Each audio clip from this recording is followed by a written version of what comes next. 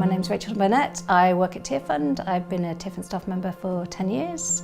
I'd worked in the corporate world beforehand, so bringing the kind of corporate marketing skills together with my experience in mission work and kind of feeling like it landed really well at Tearfund.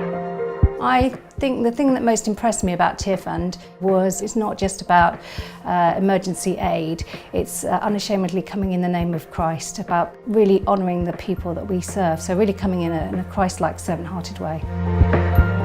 My husband and I moved into this house, we'd got married and realised it was really important to make sure that we wrote a will and to make sure that our family was provided for.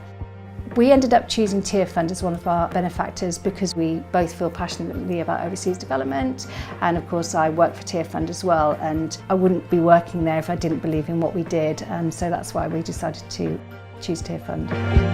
I've been really inspired and impressed by the commitment of all our staff, whether that's in the UK or overseas. I had the real privilege of seeing some of Tearfund's work out in Zambia. I met a really inspirational lady called Sylvia. About 4 or 5 years previously, she had been sleeping with her children in a corridor on somebody else's house. The local community didn't want anything to do with her. She heard about this opportunity to develop some training, some life skills. It was about teaching women how to bake and how to start up their own small business. At the end of that, she was given some money for her setup costs. She started baking. She started selling to people that came along the side of the road. When we met her, it was only a few years later, and her life was really transformed.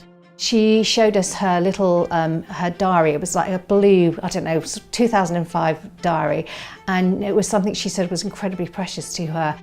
It's where she had written down all the ingredients and the recipes for her baking, and she said this was her legacy that she had been given and that she wanted to hand down to her own children as a legacy gift to them.